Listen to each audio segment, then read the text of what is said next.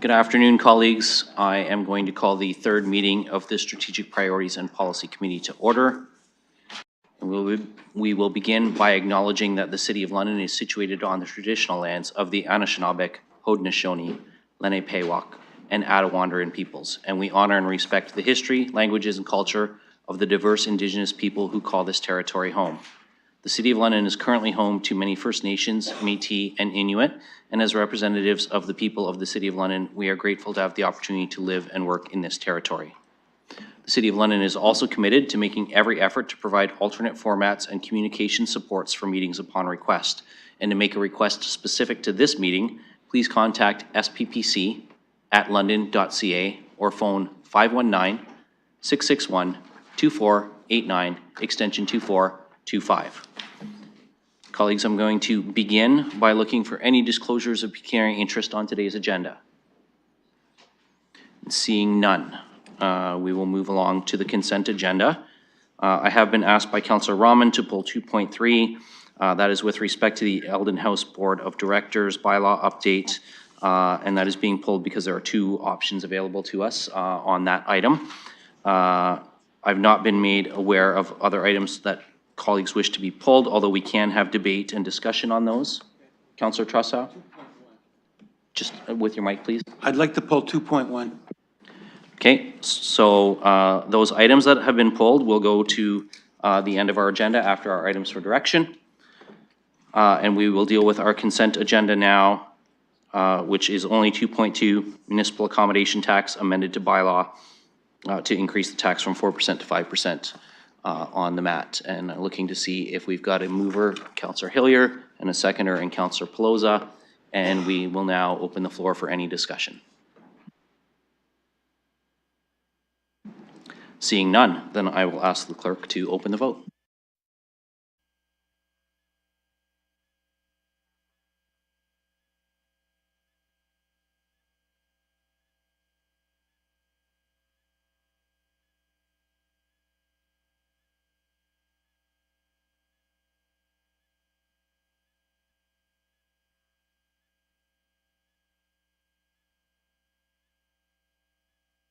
Councillor Hopkins, Councillor Van Meerbergen. I vote yes.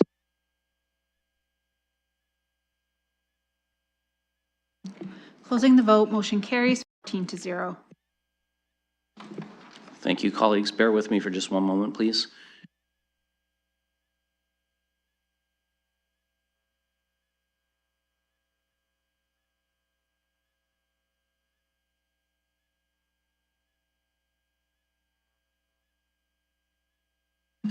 Sorry, colleagues, I just wanted to confer with the clerk and make sure that by moving the Eldon House bylaw to the end of the agenda that we weren't also going to have to move our consideration of appointment to the Eldon House Board of Directors.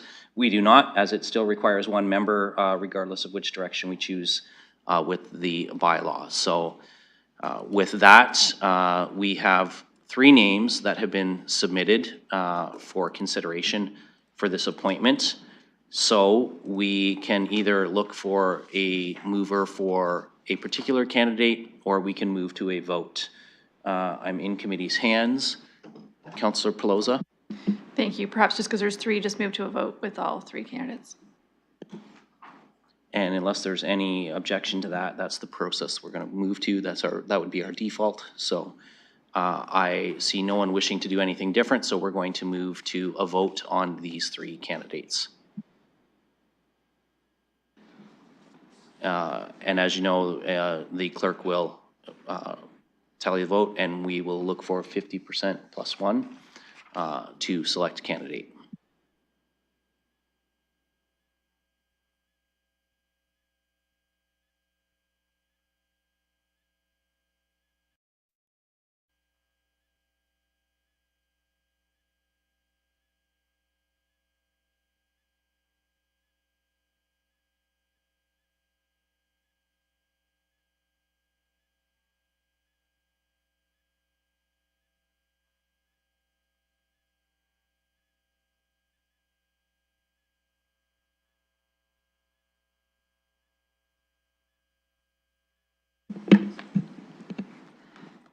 Closing the vote, and the result is Lakshay Gower, 5 votes. Madeline Hertz, 2 votes.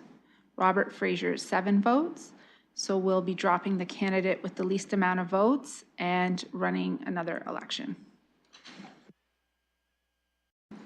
Thank you, Clerk. So we'll give you a moment to load that vote, and then we'll open the vote on the second round.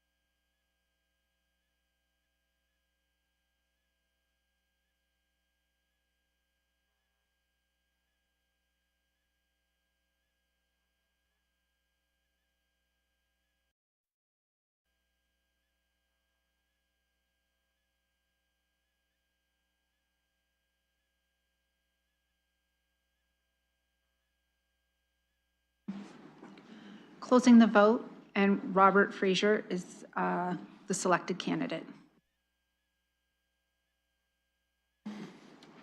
Thank you, colleagues. So I'm just going to look for a motion to approve Mr. Fraser, moved by Councillor Ferreira and seconded by Councillor Pelosa. And we'll just ask give the clerk a moment to get that into eScribe, and then we'll open the vote.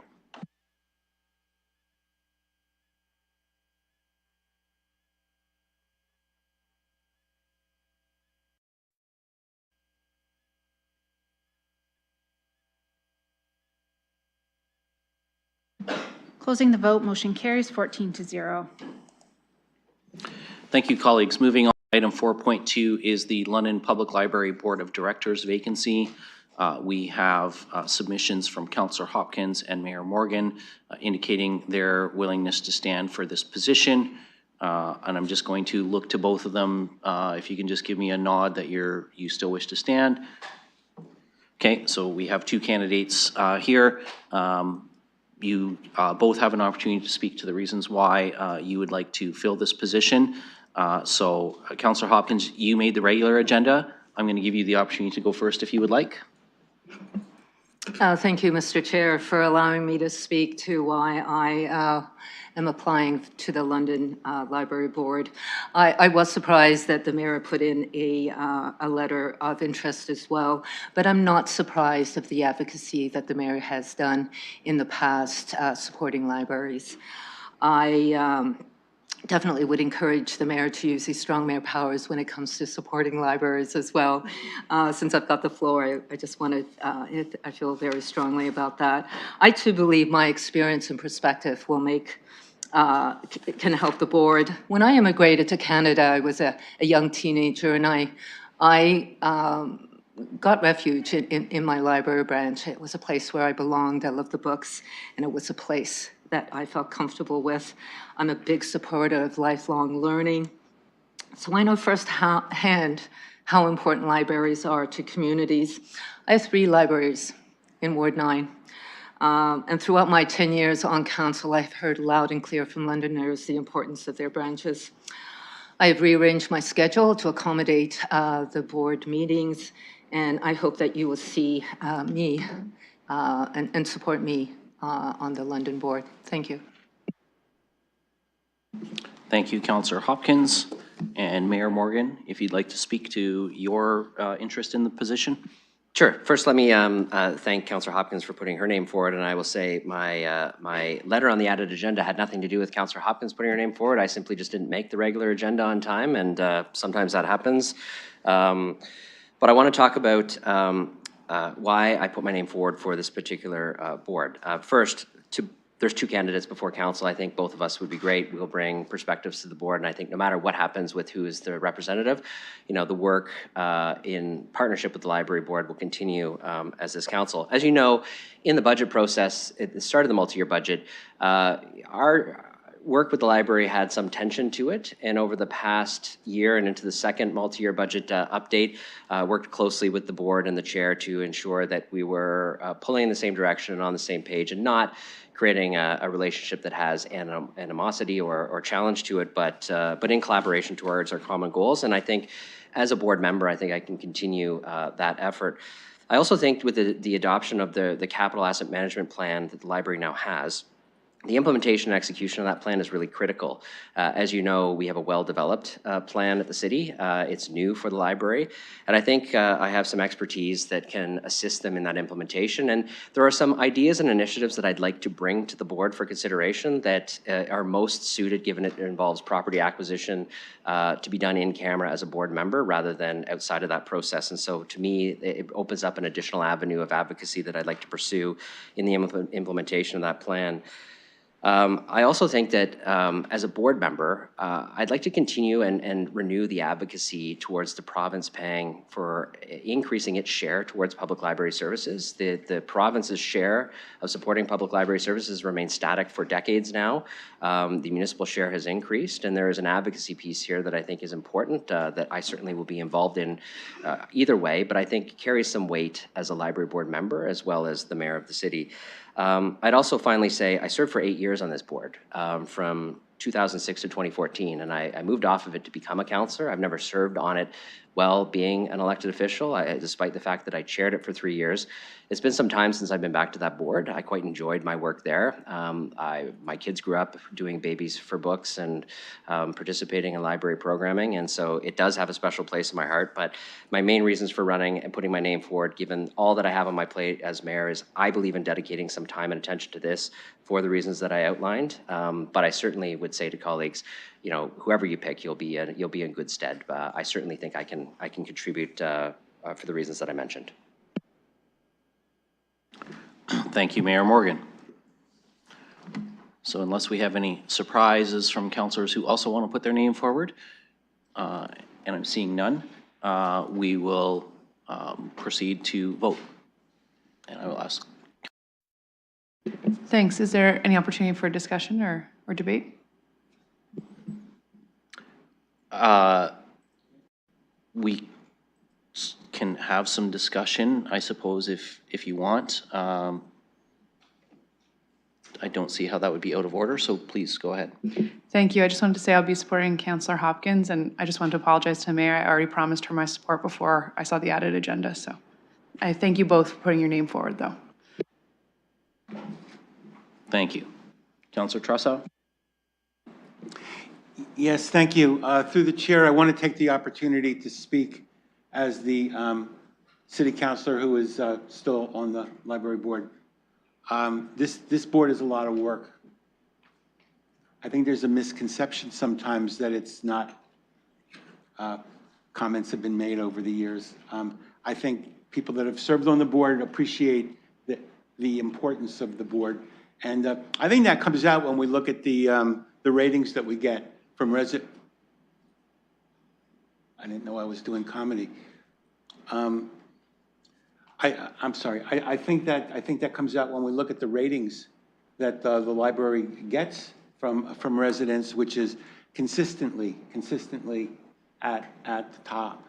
So for all of the challenges that the library is facing, I think we're doing a good job. I think we could be doing a much better job if there were more resources for the library. And we could look at the municipal budget, we could look at the province, we could look at a lot of different reasons why we are, we're overworked, we're overutilized, and we're undertasked. Now, I think both the mayor and Councillor Hopkins will both do a fine job on the board. I attended back in the day. The mayor will remember through the chair that I was a frequent visitor at the library board back in those days, and I know firsthand that the mayor has a very good grounding in the library board.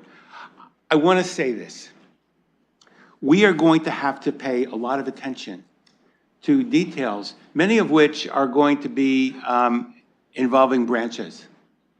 And one of my goals as, at the end of my first term on the library board is going to be to try to involve counselors, particularly ward counselors who have branches in their area, to maybe step up and do a little bit more advocacy for the branches in their area, if they're so inclined, And I think I pledged my support to Counselor Hopkins, and I'm staying there. I'm going to be voting for Counselor Hopkins. I think she's got some very important branches in her area, and I think that in particular, I am, without going into a lot of detail, I do have concerns about Byron and Lambeth, and I think having a ward counselor there is going to serve that community really well. So with all due respect to the mayor, I am going to be supporting Counselor Hopkins. And by the way, the mayor is always welcome. May not feel that way, but and I want to put this on the record. The mayor is always welcome to attend a library board meeting and talk to us about any matters of concern. And I'll just leave it at that. Thank you. Thank you, Councillor Trossow. Councillor Cuddy. Thank you, Chair, and through you. Through the 3 years that I spent on the library board, really felt I made a great contribution to the board. One of the best things that I think we did and that I pushed for was a new roof on Beacock Library, which wasn't an easy job to get done. But while I think both candidates would do an exceptional job, my vote will be for Mayor Morgan. Thank you. Thank you, Councillor Cuddy. Looking for any others?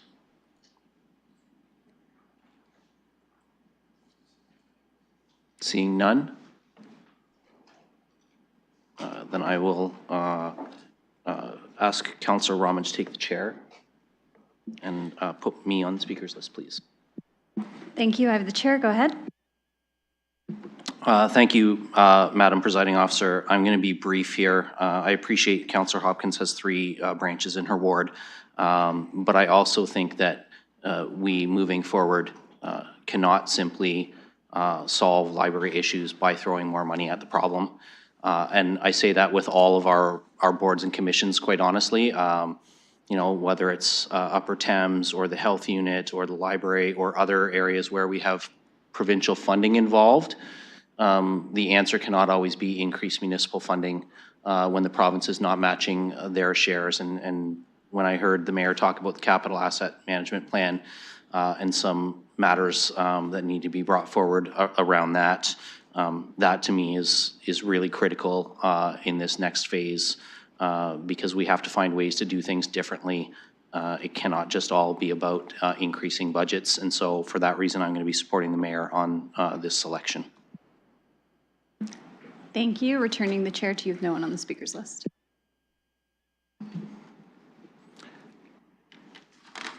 And I see no one else. I see no one online. So I will ask the clerk to open the vote.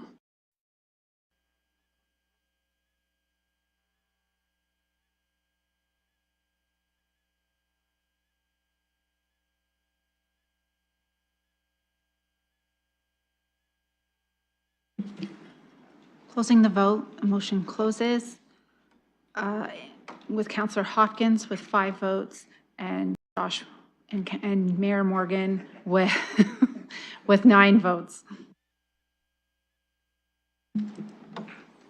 Thank you, colleagues. So I will look for a mover and a seconder for the appointment of Mayor Morgan to the London Public Library Board, moved by Councillor Ferreira and seconded by Councillor Cuddy. And we will just give it into eScribe, and then we will open the vote.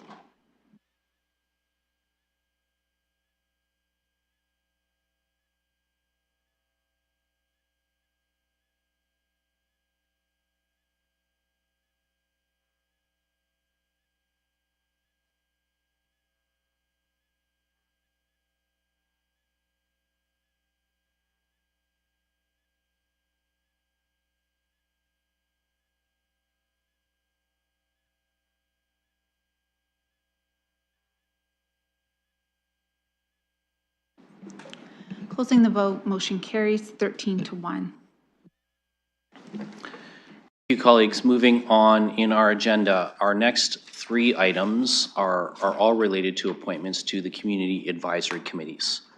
I want to take a moment to preface the process before we begin our voting on this. We will go through each committee as listed on the agenda. Each committee requires up to 11 members.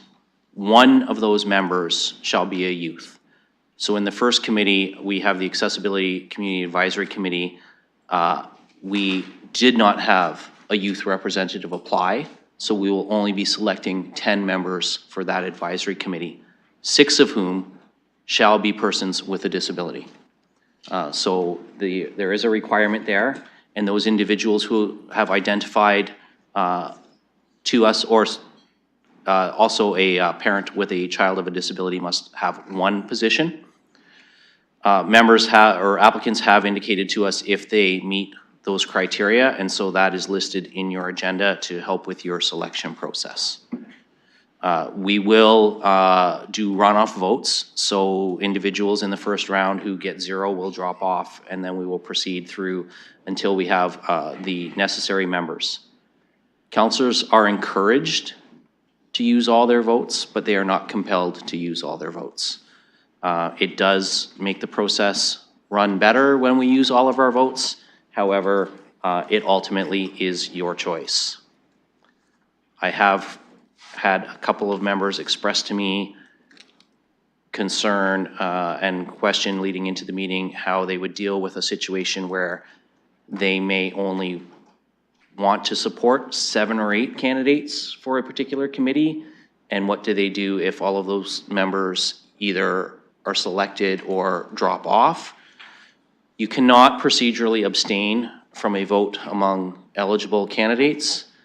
If you are unsatisfied with the selection pool, your alternative is to leave the meeting and return when that process is complete. You cannot abstain, but we cannot compulsory make you remain and cast votes for people that you don't wish to appoint either. So, also, on each of these committees, there is a position for 1 youth representative. We had multiple youth representatives submit their names for the other 2 committees. There is nothing that prohibits us from electing multiple youth representatives. On the Environmental Stewardship Committee, as an example, there were, I believe, 3 youth candidates. All 3 could win a spot, but at least one of those 3 must be selected to this committee. So I hope that that is helpful as we move through this process of our selection of these committee members. And I will now look to see if there are any procedural questions for myself or the clerk. Councillor Pelosa. Thank you. As you noted, we're going to be selecting up to 11 members, or 10, because there's no youth. Is the procedure just to leave no youth vacancy or to repost? Just looking through you to the clerks for the procedure if we're going to seek to fill that youth position. Give me 1 second on that.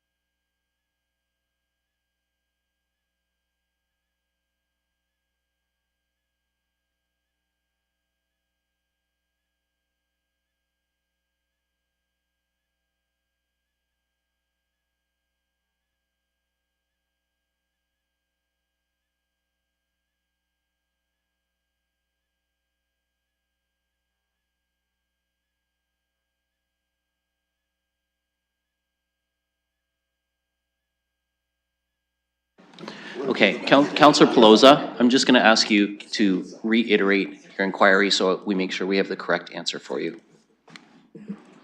That sounds really exciting. It was just, if we don't fill the youth position, is the intention that it goes back up for posting and will come back, or we just leave it unfilled? Yes, and so our whole discussion over here was, do we fill it with a person who is not a youth and maintain an odd number committee? However, looking at the council direction, it says up to 11, one of whom must be a youth. So we would be actively recruiting through the city's tools available to it to find a youth representative to fill that vacancy. And if a candidate comes forward, that would come back to a future SPPC. So for accessibility, we will be selecting up to 10, and there will be one vacancy left on the committee. Of those 10, you need 6 individuals who are persons with a disability, and you need 1 person who is a parent of a child with a disability. And we won't be filling the youth position today.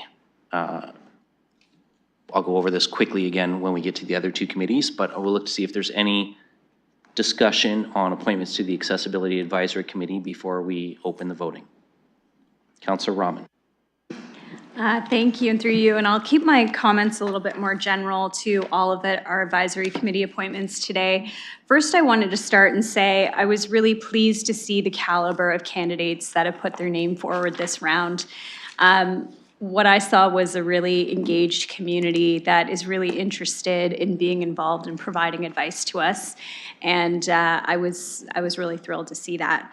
I know from my conversations with some of the advisory committee chairs previously, they've had issues with recruiting folks and getting people interested. So it was great to see, especially on the accessibility committee, so many new names that have been added.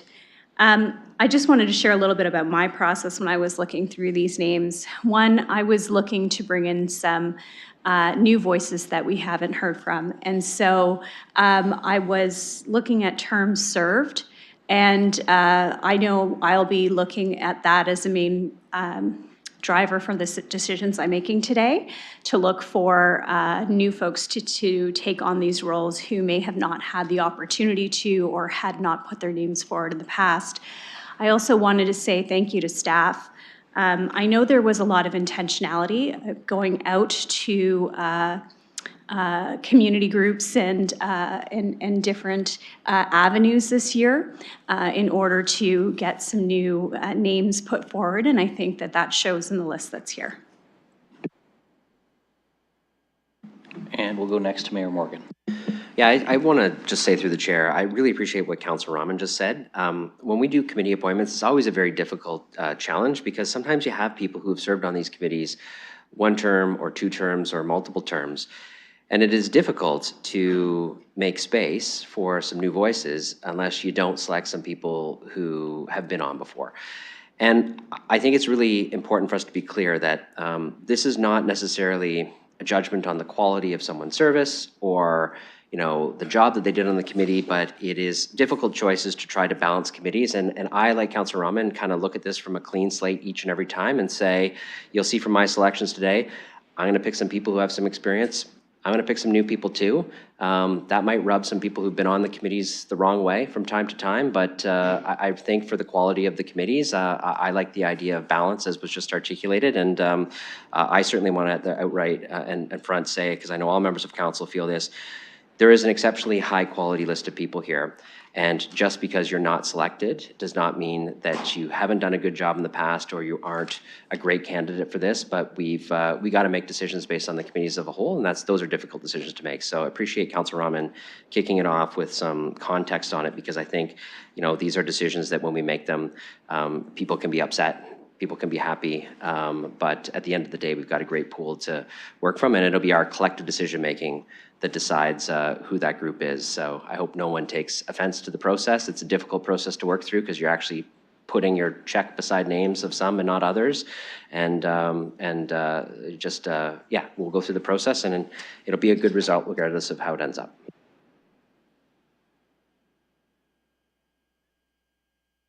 And I have no one else on the speakers list, so I'm going to ask the clerk to open the first round of voting. Community Accessibility the Accessibility Community Advisory Committee.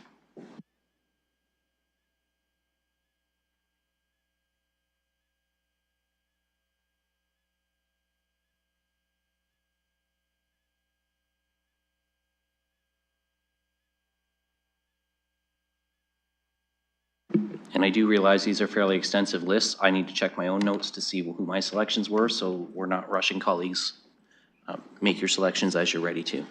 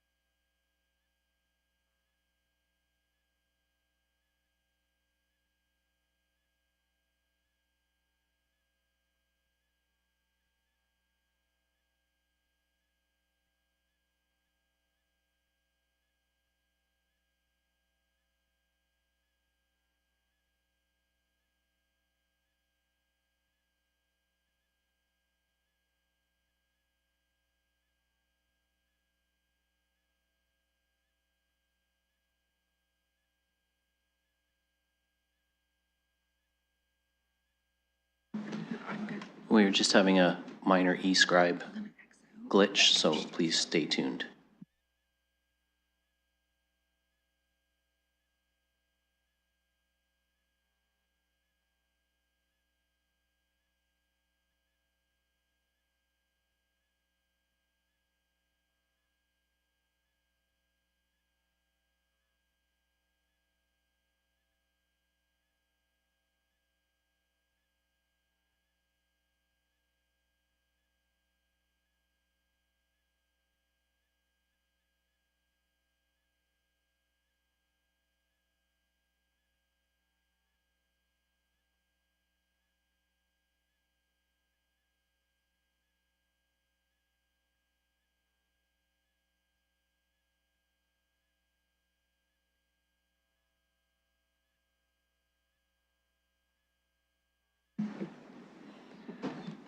Okay, we experienced some technical difficulties. We're going to have to ask colleagues to submit their votes again. The clerk will reopen the system for us.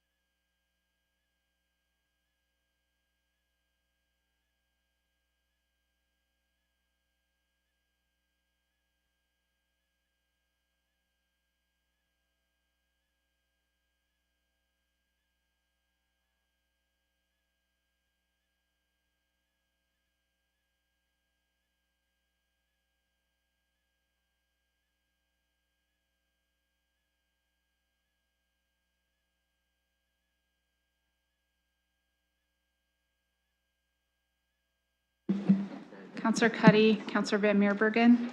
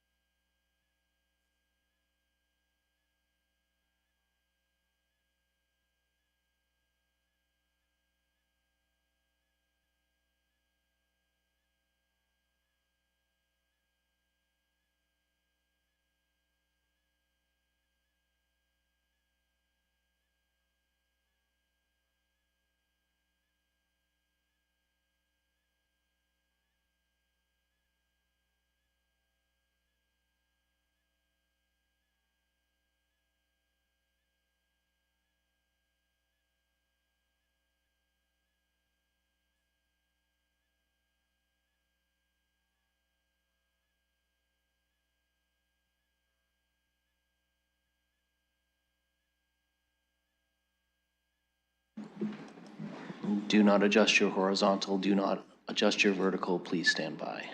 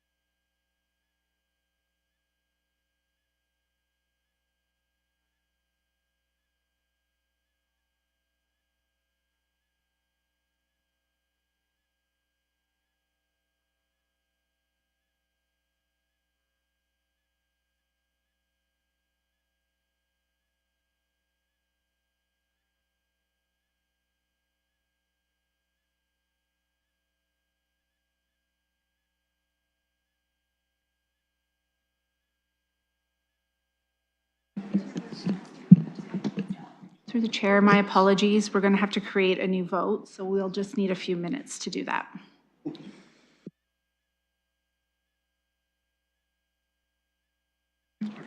Yeah, so just so colleagues know, they've got to delete the entire list of candidates, re-enter them, create a new vote. The glitch is hitting in there. Counselor Pelosa? Sorry, thank you. It was just a question of, is it easier to allow them time to fix this behind the scenes and we maybe move back to consent, or if this is just short and we try again? Just throwing it out there, don't want anyone to feel rushed to get it working again. Well, the challenge may be that we may not be able to use eScribe for the consent votes as well, so bear with me for a minute because we're figuring that out.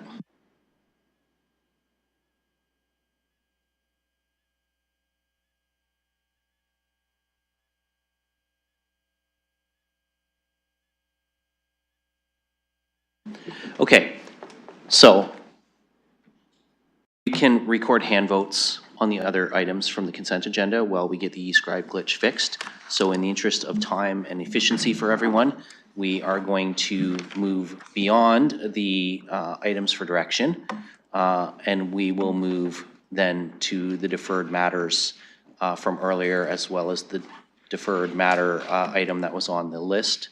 So we're going to start with the item that was on the list, which is the added appointment request to Community and Protective Services Committee, Councillor Cuddy. So we did have a submission from Councillor Cuddy that he is interested in filling the vacancy on Community and Protective Services and bringing that committee back up to another level of an additional councillor. Should the committee accept this appointment request, then the mayor would, through strong mayor direction, reconstitute the full committee. As colleagues remember, we reduced the number earlier when we didn't have a full complement of councillors. The mayor would adjust that through a direction before the next council meeting. We would ratify the appointment, and the strong mayor's direction would take place for the next committee cycle. So that's the way to move forward with this procedurally. Councillor Cuddy, you did put your name forward, so I'm going to go to you to see if you'd like to offer any comments. Thank you, Chair, and through you. I look forward to serving on Community and Protective Services. I have a background with bylaw, working with our Chief of Bylaw Enforcement, Mr. Kurtolik. Last year, we worked together, and Chair, you as Deputy Mayor came through and seconded the motion, and we put forward the renoviction motion, which became the renoviction bylaw. And so I feel quite comfortable moving into this position, and I look forward to working with my colleagues. Thank you. Thank you, Councillor Cuddy. Councillor Trossow. First of all, I want to thank both Councillor Pribble and Councillor Cuddy for taking double duty. But I still remain concerned that this workload is not being evenly allocated to the different councillors. And we do have a councillor who is not on one of the standing committees, and I don't know what to do about that other than just watch this go through, but I'm very uncomfortable about it. And it's not because of Councillor Pribble or Councillor Cuddy. It's just the idea that we should have all of us being on a standing committee, and I'm just wondering if there's any suggestions that anyone has towards getting us towards that goal. And I guess that's all I have to say. Thank you, Councillor. Going to ask folks to pause for just a moment.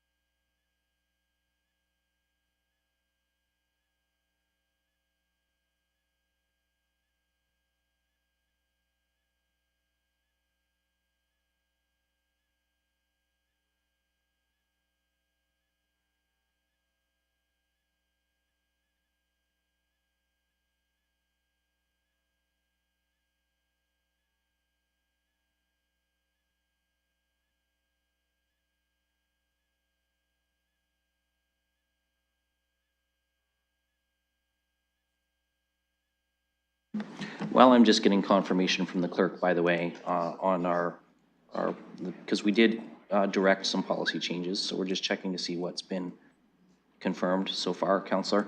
But while we're waiting for that, can I actually get a mover and a seconder for the appointment of Counselor Cuddy so that we have a motion on the floor? Counselor McAllister and Counselor Hillier, thank you very much.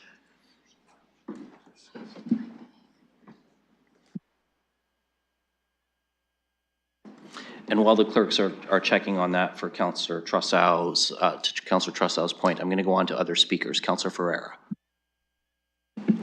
Thank you, Chair. I just want to say, as the Chair of the Community Protective Service Committee, I appreciate another counselor coming on board. We are still short one member, but I do appreciate that. Just procedurally and another voice on the table, I'd like to see that. I would say to all counselors, this is a very impactful committee. We deal with homelessness, we deal with housing, our GI housing, we deal with tenant protections, as was said. We deal with childcare, we deal with a whole slew of things that are very important and very strategic for the city. So I would just, just say to all of my council colleagues here, just keep that into your consideration, and hopefully we can see another member come on the board, because I would like to see a full slate of members on the committee.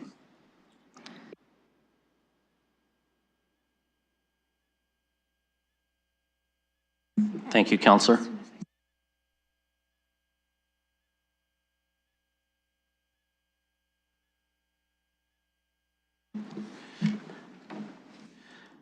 Counselor Trussow, sorry, I just want to get back to the question that you raised and just share that we did direct some changes to our council policies and procedures bylaw.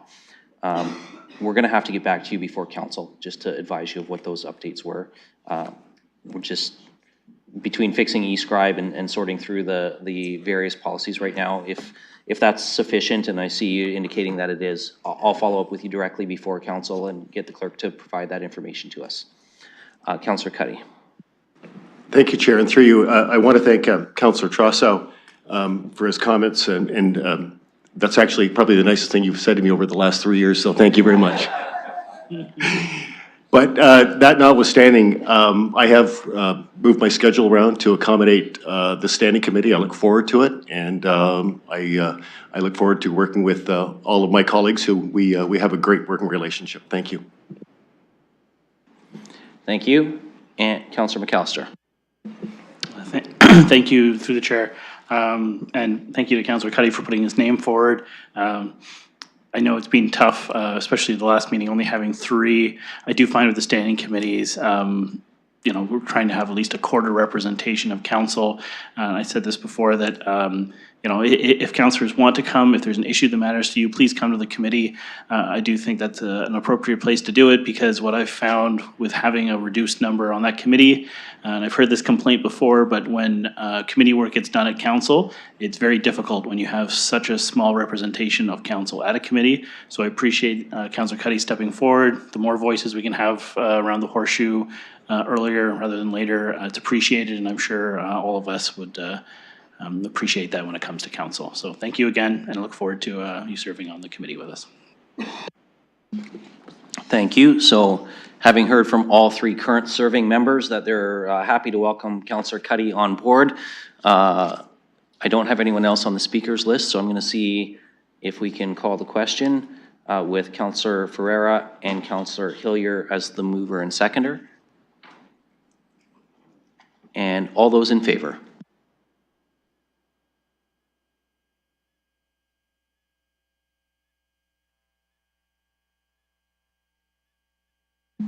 And that carries.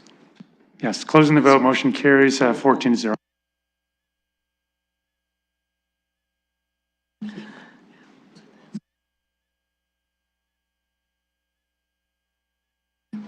Okay, that dispenses with that item on the deferred matters list. Before we proceed to the other deferred matters, the clerks believe that we have eScribe ready to go again.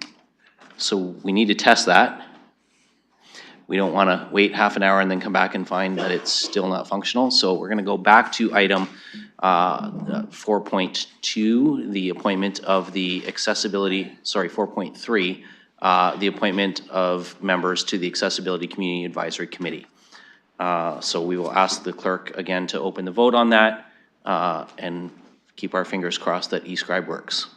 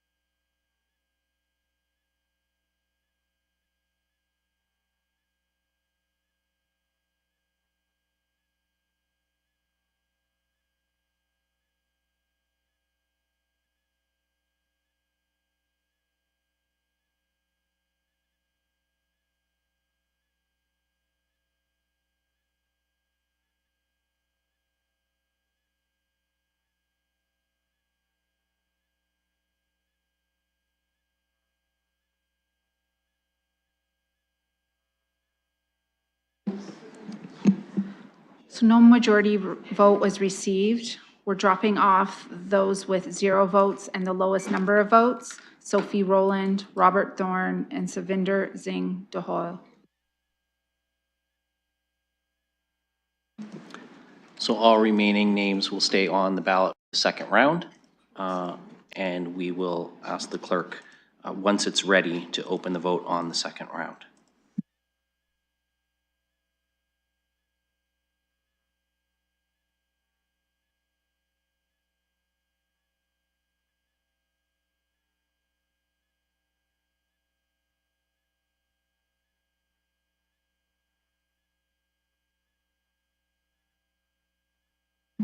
Okay, the runoff vote is now open.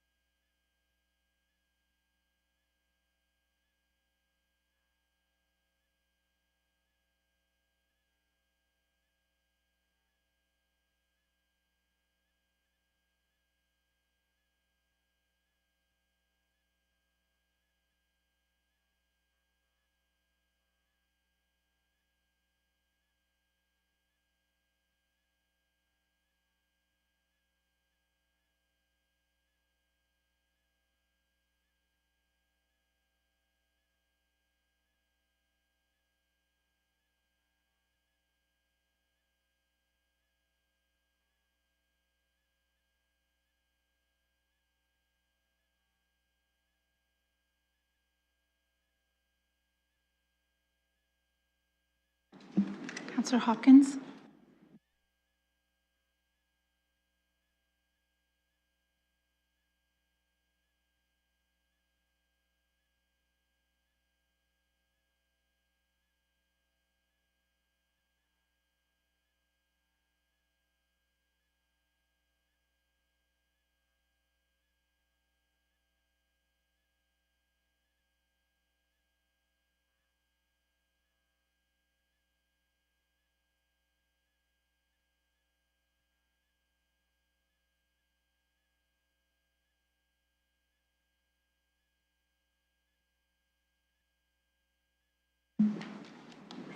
Okay, colleagues, I know I said I don't want to rush you, but the problem with eScribe is it is timing out because we're taking too long to get our votes in.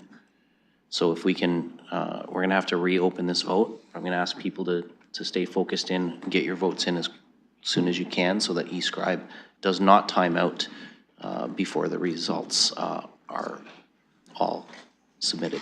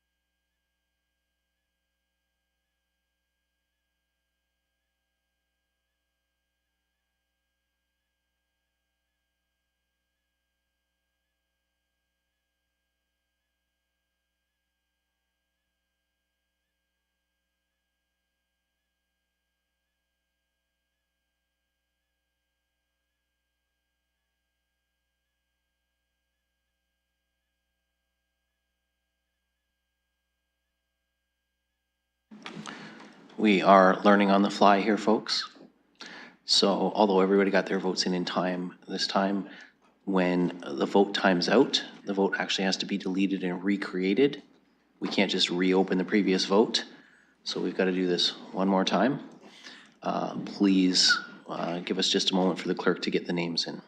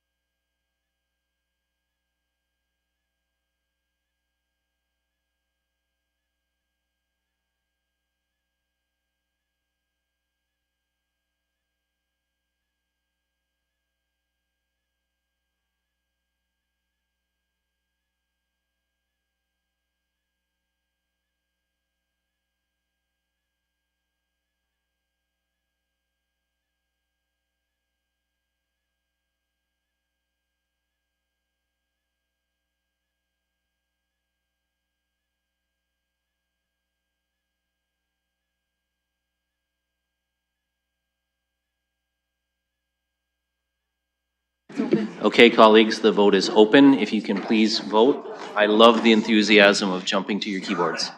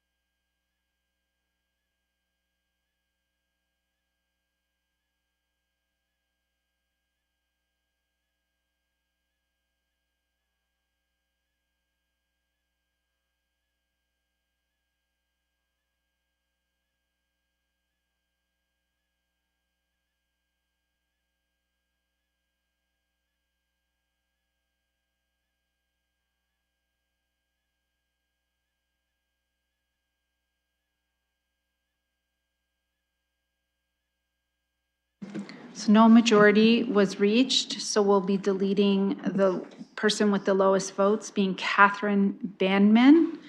I'm going to reopen the vote for the runoff.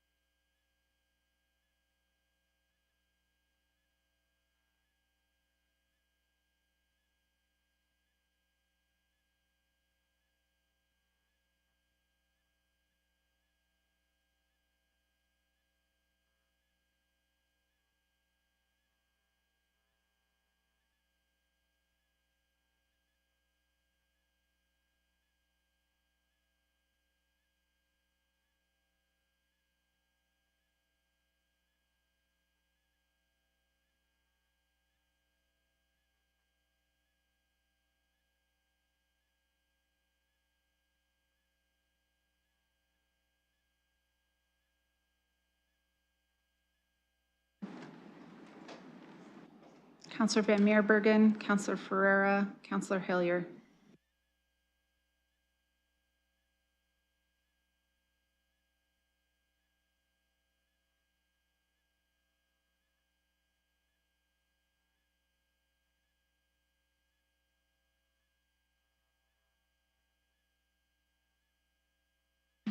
Councillor Van Meerbergen.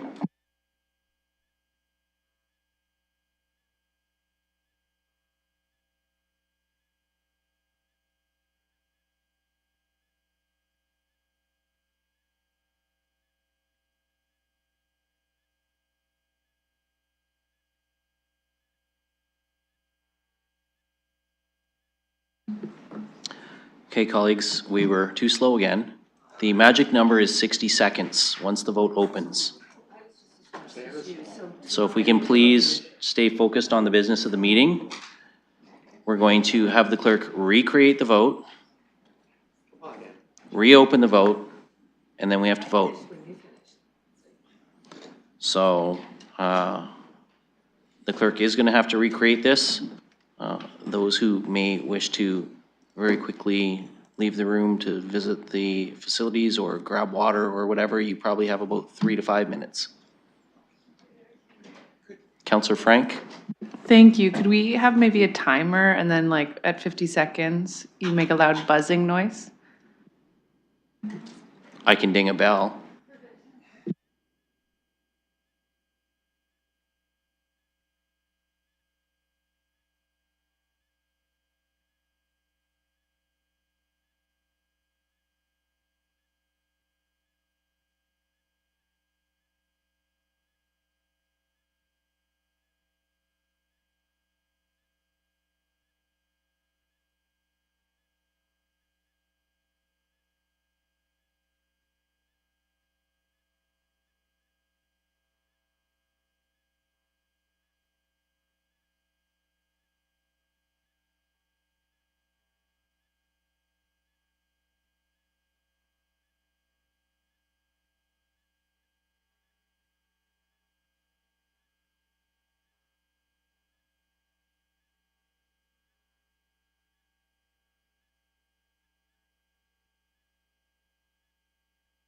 Counselor Rahman?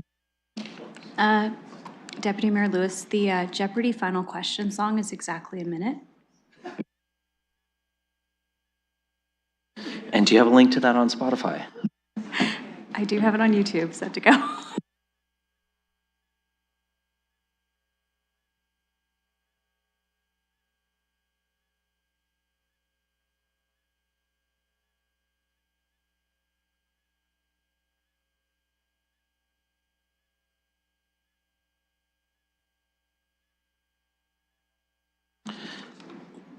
While this next round of voting is happening, I'm going to leave my microphone on so that Counselor Van Meerbergen can hear the bell dinging on his end as well. But you will get the bell ding with a 10-second notice before we're closing the vote.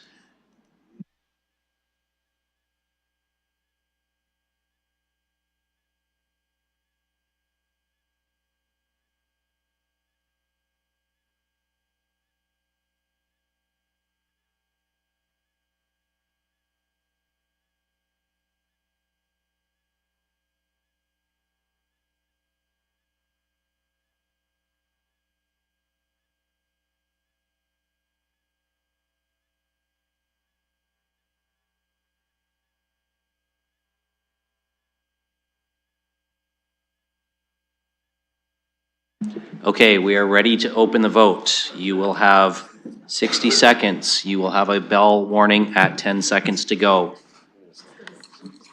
And I will ask the clerk to open the vote now.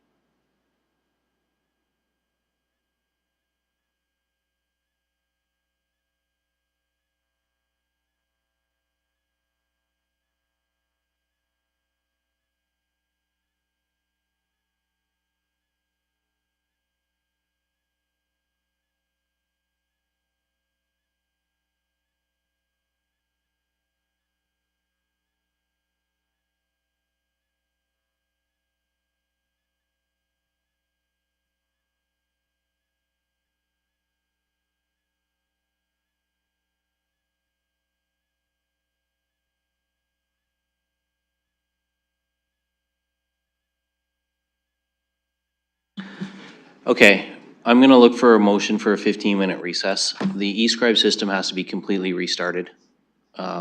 So moved by Counselor Hillier and seconded by Counselor Hopkins. It is 2:14. We will call this an all in favor and we'll return at 2:30. All in favor?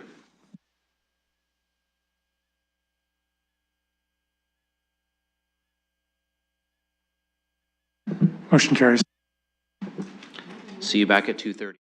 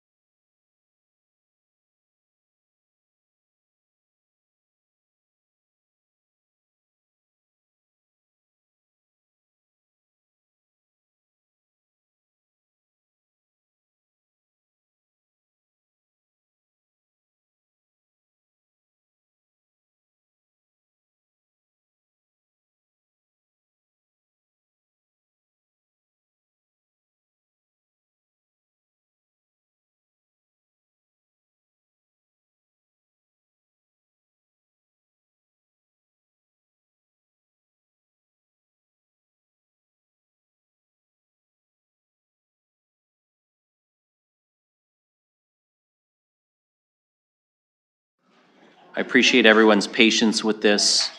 The reality is, we have a longer list of candidates than eScribe is used to dealing with. We are having some very complicated technical issues with the system. So we are not going to be able to proceed with votes right now. I'm going to go to Mayor Morgan for a referral. Yes, so I'm happy to refer this to a future meeting of SBPC. The reason why I'm saying future meeting is because optimistic that all fixed in March, but I don't think any of us want to try that again until we're sure that it's been fixed and ironed out. So I'm happy to move the referral. Okay, so that's been moved. Do we have a seconder? Seconded by Councillor Cuddy. And this we can, Councillor Trussow. I hope this will be in the nature of a friendly amendment, but can we extend the terms pending the appointment of the replacements, if necessary?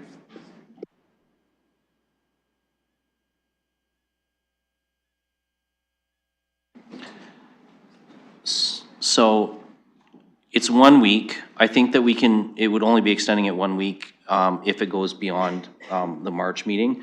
So I don't think it's necessary right now. I think if we get an update before the next SPPC, though, that eScribe is still going to need work, we can consider it at that point, Councillor. Can I make one more suggestion? Just as, maybe the first ballot could be prepared in writing, and then a number of people will drop off of that first ballot, and then we'll be in a better position to use a sleeker ballot for eScribe. Well, we can consider having a paper ballot available as a backup for the next meeting if necessary. I'll confer with the clerk on the potential for that, should we need it. So on the referral, any other speakers? Seeing none, then I will ask the clerk to open the vote.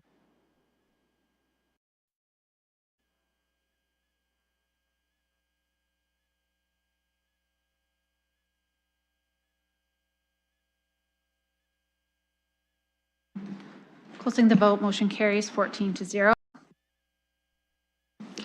Thank you, colleagues. So that concludes our items for directions, such as it is. That brings us back to the items that were deferred from our consent agenda. So we have item 2.1, that is the 2025 assessment growth funding allocation. Looking for a mover and a seconder for the staff recommendation, and then we can entertain debate and discussion. Councillor Cuddy, Councillor Hillier, thank you.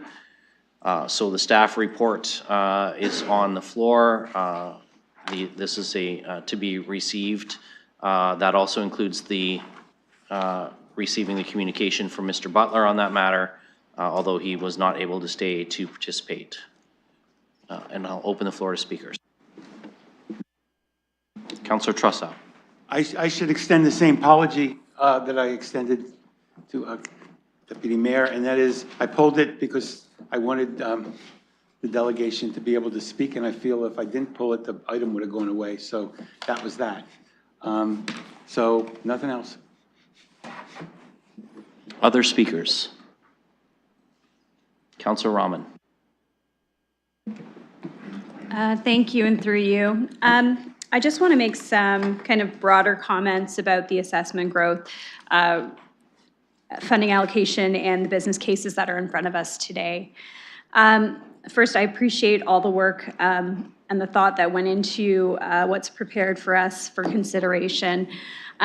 My concern is, I would say, a general concern that I've heard quite a bit in the last few months, but definitely over the course of my term so far as a councillor in a very fast-growing and newer development area. And that is that a lot of folks feel like they aren't getting their value proposition for being new homeowners in new areas of the city. And I'm speaking more for those that are assumed already, those areas that are assumed already, sorry. What I hear is that from the perspective of municipal services, they do not feel like that they are getting the same as perhaps older residents. And I'm sharing that because this is the conversation, I think, around how we make some of our decisions around allocating resources related to assessment growth.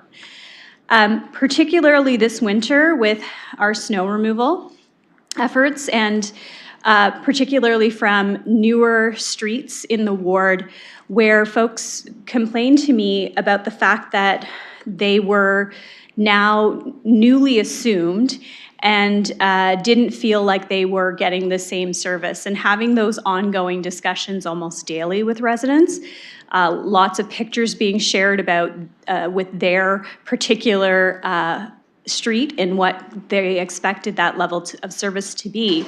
So one of the questions that came up quite often was, are we going to be getting any new pieces of equipment to help with snow removal in those areas?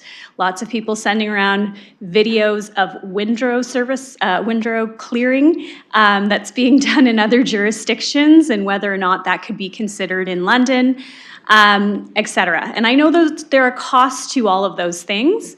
And so my hope was that we would have been able to have some of those conversations before this assessment growth report was in front of us, but I do think there's still going to be opportunities for us to have those conversations through infrastructure and corporate services.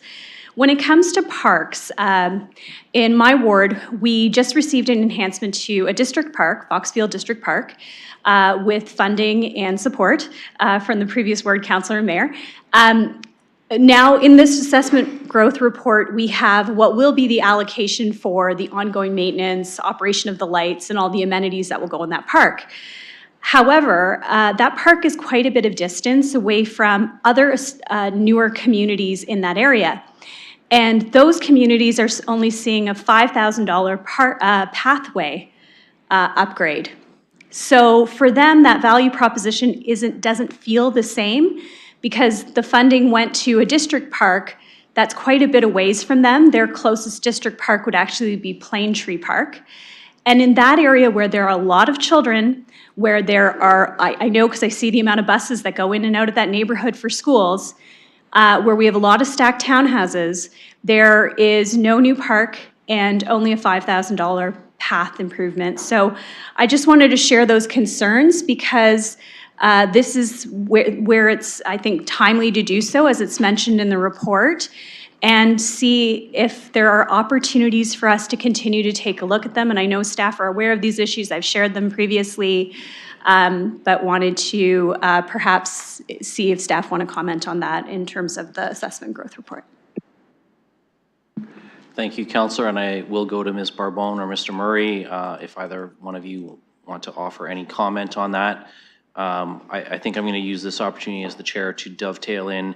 Our delegation request did leave, but did indicate that he would like to know when the policies would be coming back to corporate infrastructure and corporate services for review. So in responding to Councillor Rahman's point, particularly around opportunities for discussion, if you have the, and I know that you may not, but if you have an approximate timeline as to when that might happen as well, if you could share that with us. But we'll go back to Councillor Rahman's main point. Hope I didn't confuse that further. Thank you, and through you, Mr. Chair. So the assessment growth policy has a number of criteria that are laid out in the policy that outline those costs which are eligible to be pursued through assessment growth funding.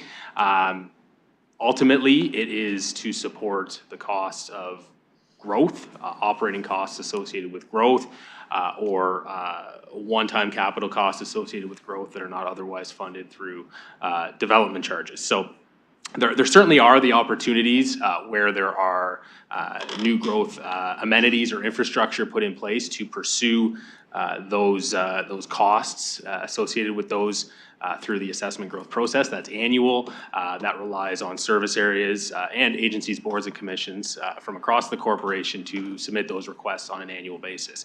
So there is that opportunity. I will note, however, that the policy itself is more backwards looking in the sense of it deals with assets that have been constructed or infrastructure that has been put in place to then secure the costs associated with that infrastructure going forward. So it's not as forward-looking perhaps as it is backwards-looking in nature.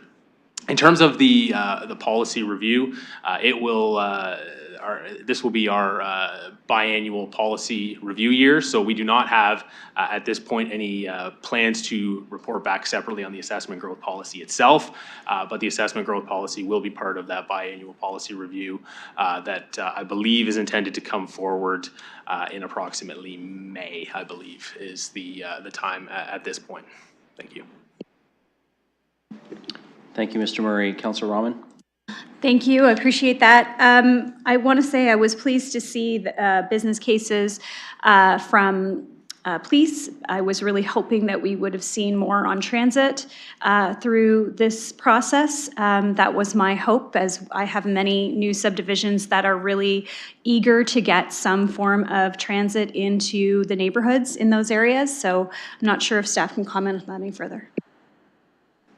Mr. Murray? Thank you, through you, Mr. Chair. We do continue to have ongoing conversations with the London Transit Commission about their intention and plans with respect to pursuing assessment growth funding. LTC, as you will note in this report, did not elect to submit an assessment growth case this year. However, they have indicated that they will continue to assess opportunities in future years to submit requests where they have the appropriate justification for doing so. There have been challenges in the past with tying some of the LTC requests specifically to growth, but where there are opportunities, for example, where a new route is being added to a new subdivision perhaps that has been recently constructed, that would be an obvious linkage for LTC to pursue assessment growth funding for those costs. So we will continue to engage on an annual basis with LTC, and where there are opportunities, certainly encourage them to submit requests where they can align with the policy. Councillor, you're good. Councillor Stevenson, I have you next. Thank you. I had a couple of questions. I'm going to change the order to follow up on Councillor Rahman's. But when it comes to, I too was hoping to see more transit service, a business case here to expand service hours. And I do know that we have the rapid transit in here. I also know it was planned that way. But I'm wondering if staff can help explain how we're tying rapid transit into growth, and we seem to have trouble on the service hours. Because just to help us explain to the public how this is getting in and we're having trouble getting expanded service hours through. Mr. Murray? Thank you, through you, Mr. Chair. So the rapid transit business case clearly falls into the second category of eligibility for the assessment growth policy. So that specific criteria deals with operating costs associated with new development charges funded growth capital assets constructed by the city. So as a DC funded growth capital asset, rapid transit certainly fits in that category of the assessment growth policy. With respect to LTC, that could fall into either one of a couple categories, perhaps. So category one of eligibility speaks to operating or one-time capital costs directly linked to the extension of existing services to new development. So that was, going back to the example I just provided in response to the question from Councillor Rahman, was if there was for example, a new subdivision that had been recently constructed and a new route being added to service that new development, that would be, in our view, a nice fit with category one of the eligibility criteria. There's also category 5 of the assessment growth policy, and specifically those costs that are eligible. Category 5 speaks to operating or one-time capital costs related to pressures of a growing city, supported, of course, by appropriate metrics. So that is perhaps a little bit more of a general opportunity for LTC to perhaps pursue assessment growth funding in the future. That could speak to pressures associated perhaps with infill or intensification. Again, assuming they could be supported by appropriate metrics. And I think that's been somewhat the challenge for LTC, is to be able to identify those metrics that support that growth. But in the future, if they can do so, that would be perhaps an opportunity as well for them to slot in as part of eligibility criteria number 5 as well. So to sum up, basically different eligibility parameters within the policy that fits with both RT as well as perhaps LTC requests going forward. Counselor Stevenson. Thank you, that's helpful. There are a lot of pressures on our transit system, and, I think everybody's hoping to see, especially with all the infill coming downtown, that there'll be some relief there. Also, when we look at the rapid transit costs, it shows up as close to $63,000 per kilometer for maintenance of the rapid transit corridor, and almost $50,000 per platform maintenance for rapid transit. So the costs, when the public's looking at them,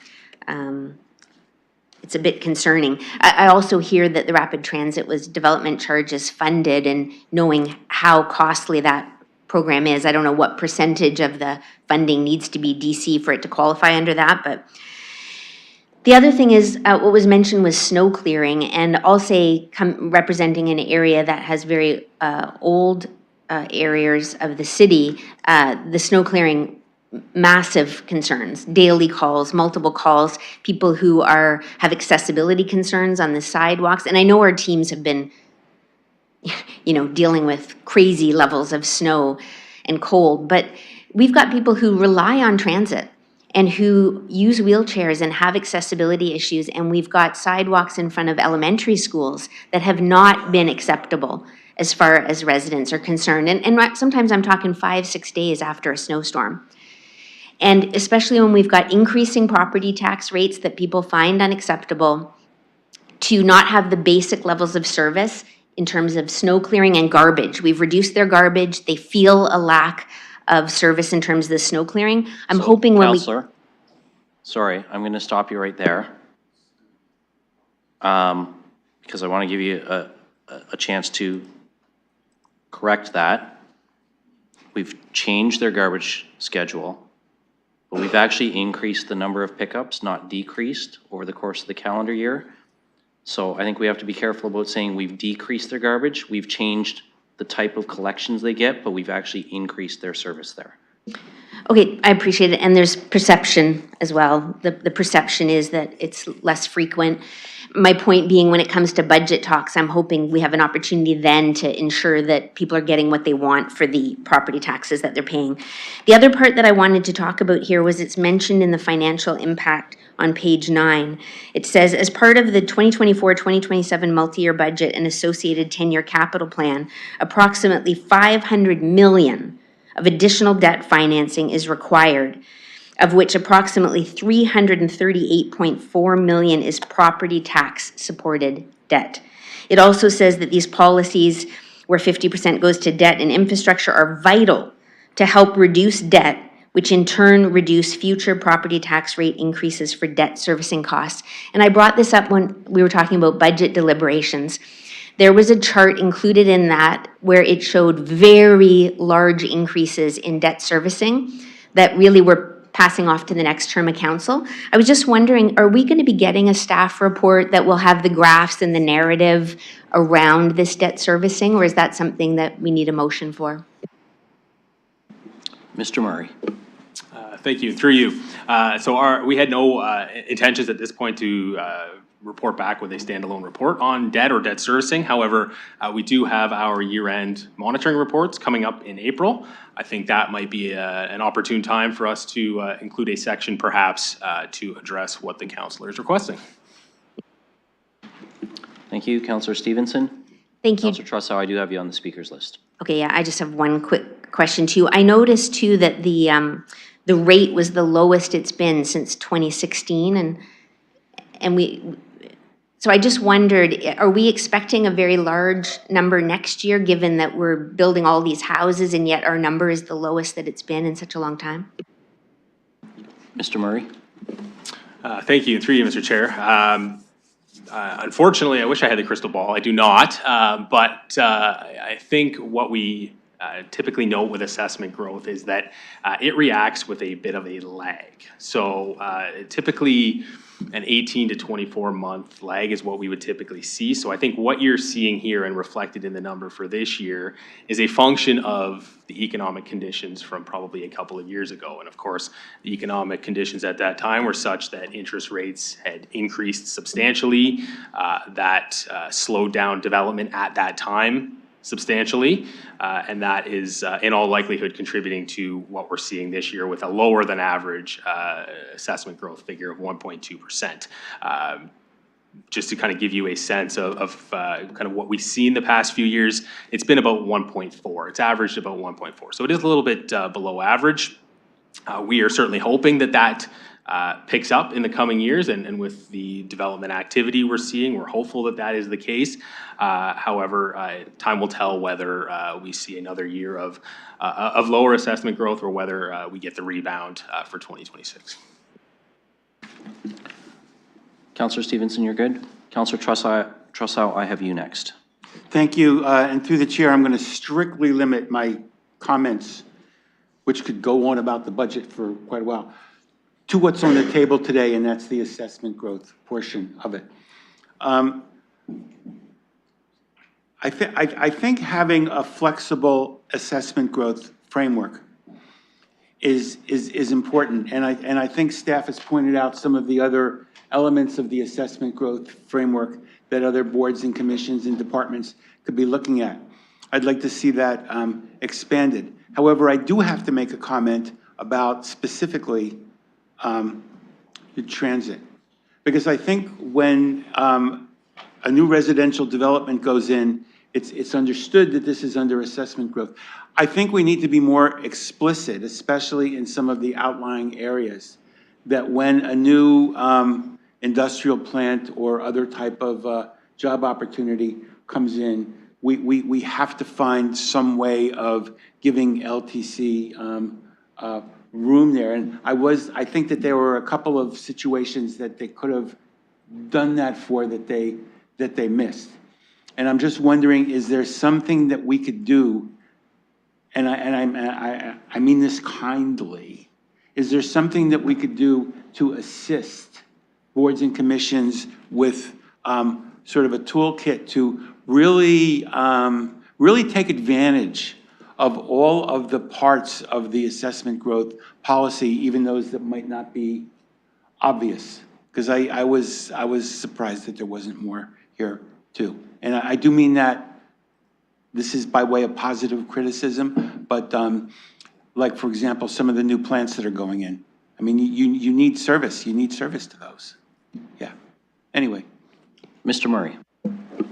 Thank you, through you. So what I can share, Councillor, is that I personally do meet with many agencies, boards and commissions, and civic service areas for that matter, in any given year to kind of talk about and discuss what they're contemplating as it relates to requests that they're considering, whether that be budget requests through the budget process or assessment growth requests through this process. So as part of those conversations, we do have those discussions about what the appropriate means is to secure the resources that they're looking for, as well as how they might look at the policy parameters that currently exist in the assessment growth policy and where they might be able to slot in. So we do have those conversations, and I'm very happy every year to engage with agencies, boards and commissions, or civic service areas to have those conversations. Thank you. Councillor? You're good? Okay, I'm looking for other speakers. Seeing none, I will ask Councillor Rahman to take the chair, please. Thank you. I have the chair. Go ahead. Thank you, Madam Presiding Officer. So I'm going to just take a moment to offer a couple comments. First of all, I appreciate all the work that staff does in putting this together and bringing it forward for us. I appreciate the highlighting of some of the categories under which agencies, boards and commissions, as well as our own internal service areas can make a case for assessment growth. I think that some of that is discussion that we need to have with our internal divisions and with our ABCs as councillors in terms of areas where we feel that some advocacy needs to happen around particular issues. You know, I too have seen the windrow plowing videos from Toronto, but I'm also mindful of the fact that it was a $16 million business budget case in Toronto to keep that service going, because when we do that, it takes longer, the equipment, and that's without the capital cost. That was just the operating cost. And I know Toronto's obviously a bit larger in scale than London, but Toronto doesn't even do that in every neighborhood. It's only select neighborhoods. So, you know, those kind of discussions, I think, have to start with our different deputy city managers and department heads before we think about them as assessment growth cases. However, I feel the frustration around snow clearing as well. More so on the sidewalks, I would say, than the roads and around school zones. But again, I'm mindful of the fact that assessment growth is focused on new services and extension of services to new areas and not enhancements of existing services. Where my disappointment is, and this is not on staff, my disappointment is that there's no assessment growth case from the LTC and that they didn't even submit. This was an agency. If they're unable to submit, then I don't understand why we would share disappointment if they are not able to meet the criteria that we've set forth. We'd have to change our criteria for them to be able to submit. So I guess I am doing a point of order based on sharing displeasure at ABC who's unable to meet a policy that we've set forward because they don't meet the criteria. So I hear your point of order, and I think the councillor or deputy mayor could rephrase, so I'll give him the opportunity to do so. Well, I think, Madam Presiding Officer, we actually heard from Mr. Murray that under Category 5, they could apply through infill pressures, that they're unable to somehow provide the metrics, though. And that's where my disappointment is coming from, is that we haven't moved Deputy forward. Mayor, and we sorry. had- Let's just keep it, no cross debate. Let's just keep it to your comments. Go ahead. My point here being is that they heard in the budget debate for 2 years in a row that we were encouraging them to submit for assessment growth, and there was no participation in terms of submission this year. So I'm expressing that clearly because we see other boards and commissions, we see other internal service departments who are doing their best to be flexible and to recognize the budget pressures. And when we hear, and I know Councillor Rahman, you're particularly impacted by lack of transit service to new areas. I know that Councillor Hillier has some issues in his ward as well, which are new areas. And yet we have no submission for expansion of services to those areas. So that's where my disappointment comes from. And I want to be very clear about that. So I think when we see, land ambulance, police, those services are recognizing that some of their increase is from expanded geographic area coverage. They have to be able to provide service to new subdivisions. That applies to all of our boards and commissions. And so for me, I think we've got a fairly flexible policy. We heard Mr. Murray talk about some of the areas in which agencies could qualify. And so for all of us who sit on boards, agencies, and commissions, I think it's incumbent upon us as councillors as well to go back and do the advocacy with our boards to make sure that there is appropriate work being done for them to make submissions, because, and this is not just for London Transit, this is for areas across the city. As we grow, those extensions of services will apply to a whole number of different departments, service areas, and ABCs. And we cannot look just to the base property tax rate to fill those needs. We have to be looking at ways to utilize the assessment growth that we have so that we are continuing to follow a principle of growth pays for growth as much as possible. Thank you. Returning the chair to you, no one on the speakers list. Okay, looking for other speakers. Seeing none, then I will ask the clerk to open the vote.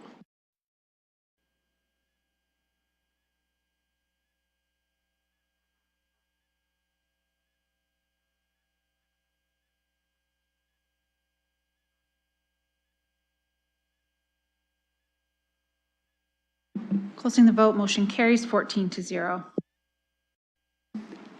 Okay, colleagues, moving on, item 2.3 from our consent agenda was deferred. That is our Eldon House Board of Directors bylaw update.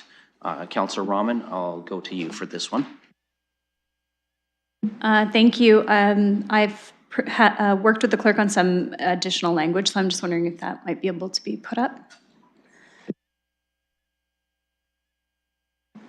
Okay, so that is in eScribe as vote number 2.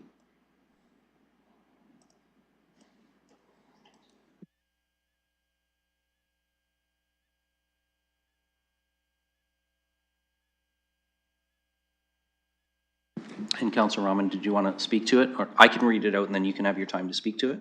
Thank you. I don't really need to comment on it, but I can't see it, so thank you. Okay, and we have a seconder in Mayor Morgan. Any discussion or debate on this one?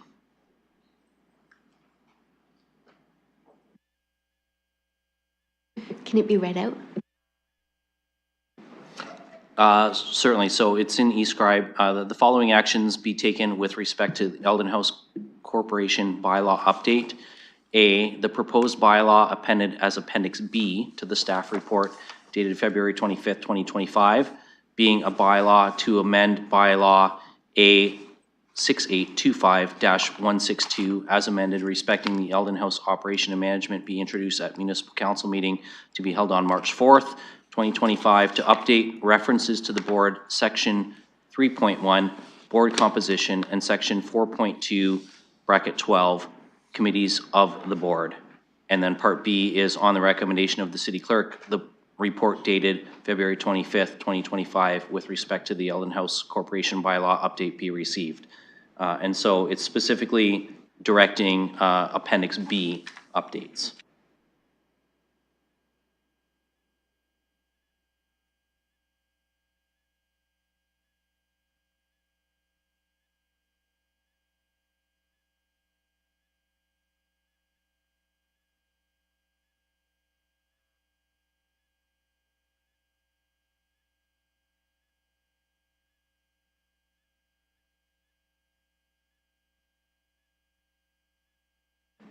Looking for any speakers? Seeing none.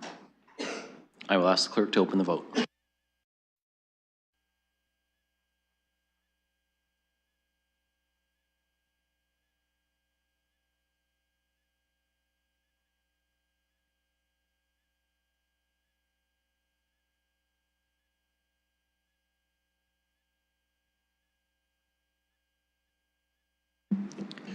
Closing the vote, motion carries 13-1.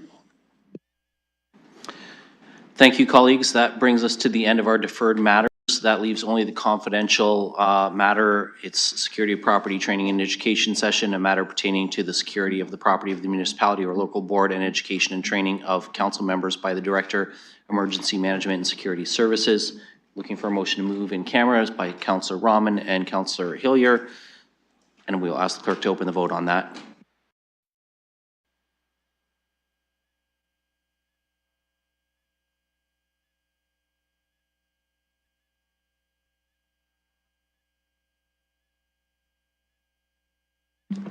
Closing the vote, motion carries 14-0. Thank you, colleagues. So we will just take a moment to clear the room of the public, the media, and the appropriate staff can remain, and then we will Recording in progress. to Mr. Ladouceur and Mr. Parody.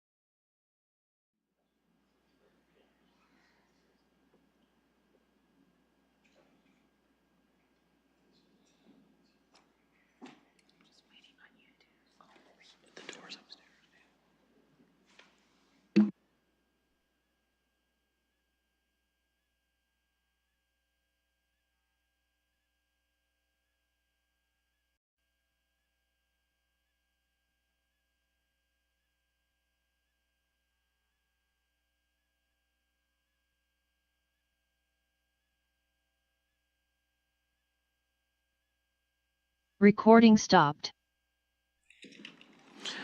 Okay, colleagues, we are back in public session. Our streams are back up. Chambers is back open to the public. I will look to Vice Chair Rahman to report out.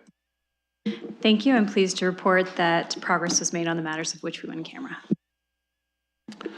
And with that, colleagues, we are at the end of our agenda, so I will look for a mover and a seconder for adjournment. Councillor Stevenson and Ferreira. And by hand, all those in favor. Motion carries. Thank you, everyone.